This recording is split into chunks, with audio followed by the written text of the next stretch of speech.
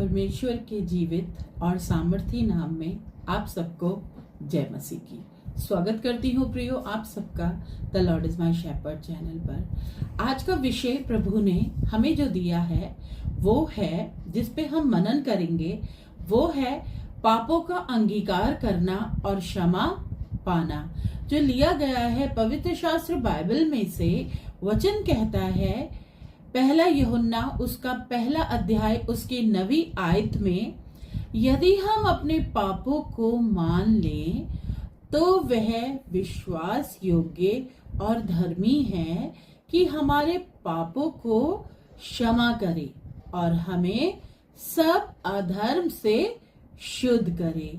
वचन आगे भी बहुत सी जगहों पर वचन मुझे और आपको पाप क्षमा के बारे में बता रहा है। जैसे नीति वचन 28 उसकी 13वीं आयत कहती है, जो अपने अपराधों को छुपाता है उसका काम सफल नहीं होता, परंतु जो उन्हें मान लेता है, छोड़ देता है, उस पर दया की जाएगी। कितनी खूबसूरत बात है ये वचन से जो प्रभु मुझे और आपको आज बता रहे हैं कि अपने पापों को, अपने गलत कामों को प्रभु की नजदीकता में, प्रभु के सामने मान लीजिए तो हमें क्या प्राप्त होगी?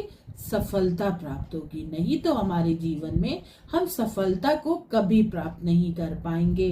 भजन संहिता कहती है 32वें अध्याय की 5वीं आयत में, मैंने अपना पाप तुझ पर प्रकट किया और अपना अधर्म ना छिपाया, तब तूने मेरे पाप का दोष क्षमा कर दिया।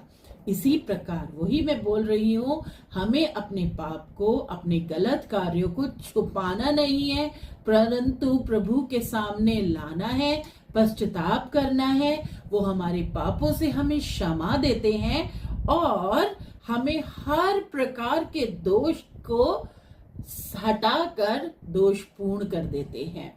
ऐसे ही भजन लिखने वाला फिर से भजन संहिता में, भजन संहिता 103 उसकी 12वीं आयत में कहते हैं, जैसे पूरब पश्चिम से दूर है वैसे ही उसने हमारे अपराधों को हमसे दूर कर दिया है। कितनी प्यारी बात है मेरे प्रियो। लूका रचित सुसमाचार उसका 17वां अध्याय उसकी 3री और 4थी आयत कहती है, यदि तेरा भाई पाप करे तो उसे समझा, तू खुद भी पाप मत कर और अपने प्रियजनों को भी पाप ना करने दे। अब उसे समझा और यदि वह मन फिराए तो उसे क्षमा कर। प्रियो, आज का विषय हमें एक बहुत महत्वपूर्ण सच्चाई से अवगत करा रहा है, सच्चाई सिखा रहा है। पाप को छिपाना नहीं बल्कि स्वीकार करना है। अक्सर हम अपनी गलतियों को छिपाते हैं और उनकी छिपाने की कोशिश में हम दूसरा पाप कर जाते हैं, दूसरी बात कर जाते हैं। तो इससे अच्छा हम अपनी गलतियों को छुपाए नहीं, परंतु उसको प्रभु के सामने एक्सेप्ट कर ले कि हमने गलती करी है। लेकिन बाइबल हमें सिखाती है कि जब हम सच्चे मन से अपने पापों को परमेश्वर के सामने मान लेते हैं, उसका पश्चाताप करते हैं, उससे क्षमा कर मांगते हैं, तब वह हमें क्षमा प्रदान करते हैं और हमें नया जीवन, नया बल प्रदान करते हैं। आप अपनी लाइफ में ऐसा करके देखिए प्रियो। आप अपने जीवन में जितने आज तक हमने कोई भी गलत काम किए हैं, कोई भी ऐसे कार्य हैं जो आपने दूसरों से छुपा के रखे हैं और आपके हृदय में हैं, आज ही अपने हृदय को खोल के परमेश्वर के चरणों में डाल दीजिए, उससे क्षमा मांगिए, पश्चाताप कीजिए, आपके सारे रुके हुए काम पूरे हो जाएंगे।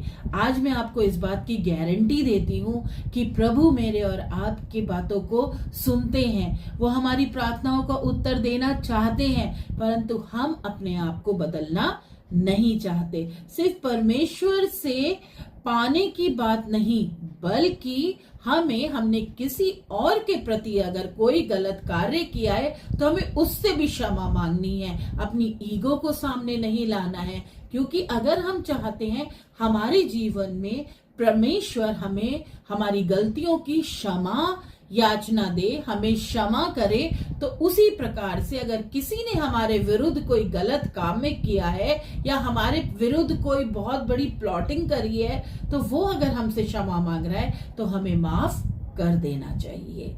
इसी से हम प्रभु के बच्चे कहलाते हैं। इसलिए आज से हम ये निर्णय लें कि हम अपने जीवन में सच्चाई के साथ चलेंगे और पापों को स्वीकार करेंगे और परमेश्वर की क्षमा को ग्रहण करेंगे, क्योंकि वही हमें शुद्ध और नया बनाते हैं। जय मसीह की।